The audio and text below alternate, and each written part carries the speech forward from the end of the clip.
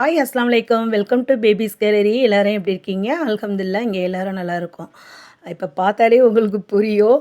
ஆமாங்க, இன்றைக்கி நான் வந்து கேக் தான் செய்ய போகிறேன். அதாவது லாவா கேக் ட்ரை பண்ண போகிறோம். அதாவது எங்கள் பொண்ணு தான் இன்றைக்கி பேக் பண்ண போகிறாங்க. ஃபஸ்ட்டு நம்ம வந்து 1½ கப்பு வந்து சுகர் எடுத்துக்குவோம். ஒரு 1 1/4 கப்பு எடுத்துக்கிட்டால் போதும். அதை மெஷர்மெண்ட் அந்த அளவுக்கு 1 1/4 கப்பு எடுத்துக்கிட்டாங்க. அதை நல்லா பவுட்ரு சுகர் பண்ணிக்குவோம். இந்த லாவா கேக்கு ட்ரை பண்ணி பாருங்கள், சூப்பராக வந்துச்சு. பிகினர்ஸ் யாராவது இருந்தீங்கன்னா ட்ரை பண்ணி பாருங்கள். 2 க்யூப் வந்து பட்டர் தான் நான் எடுத்திருக்கேன்.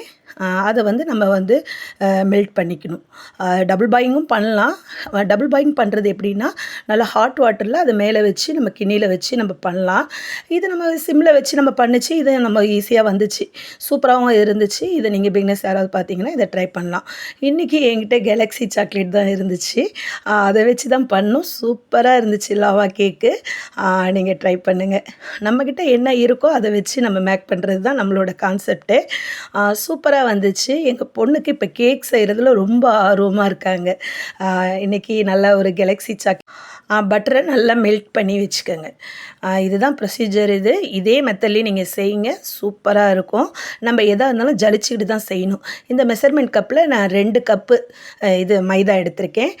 வீட்லேயும் செய்யலாம், இருந்தாலும் நான் மைதாவில் செஞ்சால் அது ஒரு டேஸ்ட் நல்லாயிருக்கும். விருப்பம் உள்ளவங்க வீட்டில் கூட நீங்கள் செஞ்சுக்கலாம். நல்லா அதை ஜலிச்சுக்கணும். இப்போ இதில் 1 பை 1 நம்ம சேர்க்க போகிறோம். இப்போ 2 கப்பு மெஷர்மெண்ட்டில் வந்து மைதா நான் சேர்த்துருக்கேன்.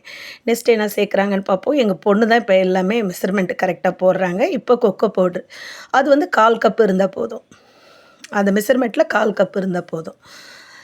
இதே மெத்தட்லேயே நீங்கள் ஃபாலோ பண்ணுங்கள். கேக் சூப்பராக வந்துச்சு. நம்ம போய் பேக்கரியில் வாங்கணுன்னு அவசியம் கிடையாது. நம்மளே பேக் பண்ணி சாப்பிட்லாம். அது நம்மளே பேக் பண்ணி சாப்பிடும்போது அது நல்ல ஒரு ஹைஜெனிக்காக இருக்கும், நல்ல டேஸ்ட்டாகவும் இருக்குது. வீட்டில் இது பிள்ளைங்களுக்கு பர்த்டேயா நாமளே பேக் பண்ணி கொடுக்கறதுல நமக்கும் சந்தோஷம், அந்த பிள்ளைங்களுக்கும் ரொம்ப ஹாப்பினஸ்ஸு. பேக்கிங் சோடா போட்டுக்கோங்க. அது ஒரு டீஸ்பூன், ஃபுல் டீஸ்பூன் இருந்துச்சுன்னா 1 டீஸ்பூன் போட்டுக்கோங்க. இது வந்து அப்பள சோடாப்பு வந்து ஒரு 1/2 டீஸ்பூன் போட்டுக்கிட்டால் போதும். இந்த மெஷர்மெண்ட்லேயே செய்யுங்க. கேக் சூப்பராக வந்துச்சு. பிகினர்ஸ் கூட நம்ம இந்த கேக் ட்ரை பண்ணலாம். இது கொஞ்சம் ஒரு பிஞ்ச் சால்ட் போட்டுக்கோங்க. ஸ்வீட் ரெசிபிங்கிறதுனால அப்போ தான் வந்து அதை நமக்கு அதிகப்படுத்தி காட்டும், நல்லாவும் இருக்கும், டேஸ்ட் நல்லாயிருக்கும். இதை இப்போ எல்லாத்தையும் நம்ம ஜலிச்சிக்க போகிறோம். அதாவது மைதா, கொக்கோ பவுட்ரு, சோடாப்பு, அப்புறம் இது பேக்கிங் சோடா, இதெல்லாம் ஜலிச்சு அது பாருங்கள் பபுள்ஸ் வருது பாருங்கள்.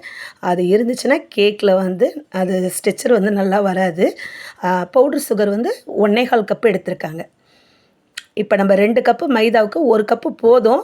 கொஞ்சம் சுகர் அதிகமாக சாப்பிட்றவங்களுக்கு அது 1 1/4 கப்பு எடுத்திங்கன்னா அது நல்லா கேக் நல்லா வந்து ஸ்வீட்டாக நல்லாயிருக்கும். அதுக்காக தான் 1 1/4 கப் எடுத்திருக்காங்க. இப்போ எல்லாத்தையும் நல்லா மிக்ஸ் பண்ணிக்கோங்க. மிக்ஸ் பண்ணிவிட்டு இப்போ நம்ம இதில் என்னென்ன ஆட் பண்ண போகிறோம்னு சொல்லிவிட்டு கொஞ்சம் பொறுமையாக வாட்ச் பண்ணுங்கள். என்னோடய சேனல் உங்களுக்கு பிடிச்சிருக்கா லைக் பண்ணுங்கள், ஷேர் பண்ணுங்கள், சப்ஸ்கிரைப் பண்ணுங்கள். இதே மாதிரி கேக் ரெசிபி வேணும்னாலும் நீங்கள் கமெண்ட்டில் சொல்லுங்கள். இப்போ கேட் எடுத்துக்கோங்க.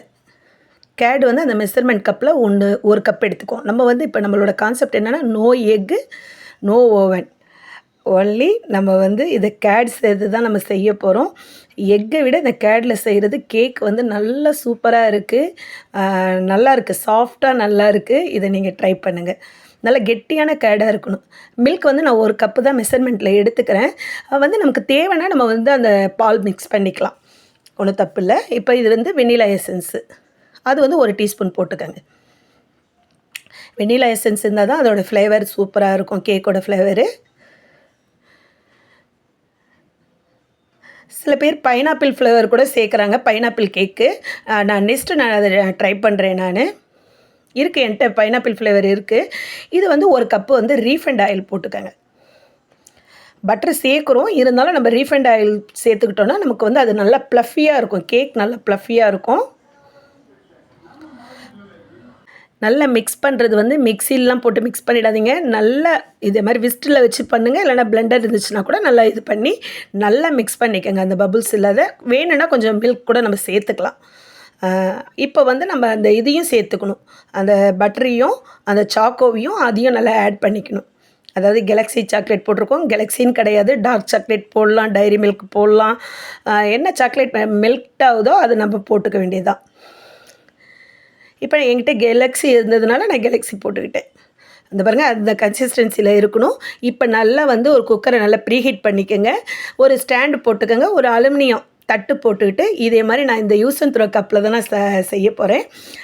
லாவா கேக்கு இதில் தான் நல்லாயிருக்கும். சில்வர் கப்லேயும் செய்கிறாங்க. இருந்தாலும் வந்து நமக்கு இந்த யூஸ் அண்ட் த்ரோ கப்பு வந்து நல்லா யூஸ்ஃபுல்லாக இருக்குது. இது வந்து ஒன்றும் கிடையாது. இது காஃபி கப் தான். இது டீ காஃபி கப்பு தான். இதே மாதிரி நம்ம கரண்டியில் எடுத்து நம்ம அதை வந்து ஆஃப் ஃபுல் பண்ணால் போதும். நம்ம ஃபுல்லாக ஃபுல் பண்ணால் அதில் வலிஞ்சு ஊற்றுறதுக்கு சான்ஸ் இருக்குது. அதனால் வந்து நம்ம அது மெஷர்மெண்ட் வந்து இதுதான் கரெக்டு.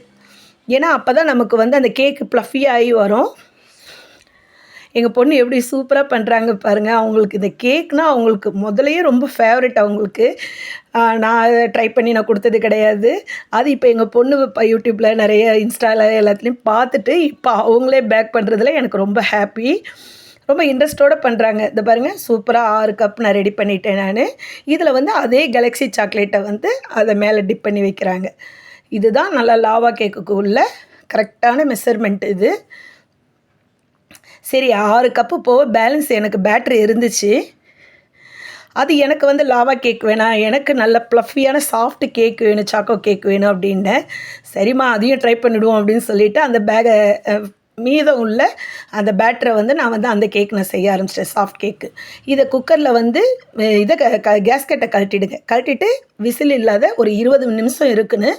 இப்போ நம்ம அந்த பேட்டரை வந்து இன்னொரு இடத்துல நம்ம ஷிஃப்ட் பண்ணிக்கிறோம். இது கீ தடவிட்டு அந்த மைதாவை டஸ்ட்டு பண்ணிவிட்டு பேட்டரை தூக்கி ஊற்றிட்டு இதுவும் அதே மாதிரியே கேஸ்கெட் இல்லாத விசில் இல்லாத இது கரெக்டாக 20 மினிட்ஸ். இது வந்து லாவா கேக் வந்து 50 மினிட்ஸ் இருந்தால் போதும். இது கரெக்டாக நோட் பண்ணிக்கோங்க. இது 20 மினிட்ஸ் இருந்துச்சுன்னா நல்லா சாஃப்ட் ஸ்பாஞ்ச் கேக் மாதிரி ஆகிடும், சாக்கோ கேக் மாதிரி. இது பாருங்கள், இதுதான் கரெக்டான கன்சிஸ்டன்சி லாவா கேக்குக்குள்ளதும். கரெக்டாக 50 மினிட்ஸ் வச்சா போதும். சூப்பரான லாவா கேக் பார்க்க எவ்வளோ எம்மியாக இருக்குது பாருங்கள். ரொம்ப ஹாப்பியாக இருந்துச்சு. இப்போ எங்கள் பொண்ணு தான் அதை இது பண்ண போகிறாங்க. அதோடய ஸ்ட்ரெச்சர் வந்து இப்படி தான் இருக்கும். இதை நம்ம இது பண்ணோன்னே அதில் உள்ள மெல்ட் ஆகி வரும். அதுதான் லாவா கேக்குக்குள்ளே கரெக்டான கன்சிஸ்டன்சி. சூப்பராக குக்காக இருந்துச்சு. டேஸ்ட்டும் சூப்பராக இருந்துச்சு. எங்கள் பொண்ணு, எங்கள் சிஸ்டருக்கெலாம் ரொம்ப ஹாப்பி. நல்லா விரும்பி சாப்பிட்டாங்க. இது இது ஃபேவரெட். இது எனக்கு வந்து நல்லா கொஞ்சம் ஸ்பான்சியாக இருக்கணும் கேக்கு. இதுவும் சூப்பராக ரெடி ஆகிடுச்சு. ஒரே பேட்ரு தான். லாவா கேக்கும் செஞ்சாச்சு. இது வந்து நல்லா ஸ்பாஞ்ச் கேக், சாக்கோ கேக்கு, நல்லா ஸ்பாஞ்ச் கேக்கு. இது நல்லா சூப்பராக இதுக்கு நல்லா இருந்துச்சு. இது நல்லா ட்ரை பண்ணலாம், நீங்களும் ட்ரை பண்ணலாம். எங்கள் பொண்ணுங்களுக்கெல்லாம் அந்த ஸ்ட்ரெச்சர் வந்து கொஞ்சம் இதாக சில்கியே வேணும்னு சொல்லிவிட்டு அவங்க ஒரு 50 மினிட்ஸில் எடுத்துட்டாங்க. இது நான் கரெக்டாக 20 மினிட்ஸ் இருந்துச்சு. இது நல்லா சூப்பரான ஒரு சாஃப்டான சாக்கோ கேக் ரெடி ஆகிடுச்சு. எவ்வளோ சாஃப்டாக ப்ளஃபியாக இருக்குது பாருங்கள். நீங்கள் பிக்னஸ் யாராவது பார்த்தீங்கன்னா இதை ட்ரை பண்ணலாம். பேக்கரியில் தான் போய் கேக் வாங்கணும்னு இல்லை, நம்ம வீட்லேயும் வாங்கி இதை ட்ரை பண்ணலாம். என்னோடய சேனல் உங்களுக்கு பிடிச்சிருந்துச்சுன்னா லைக் பண்ணுங்கள், ஷேர் பண்ணுங்கள், சப்ஸ்கிரைப் பண்ணுங்கள்.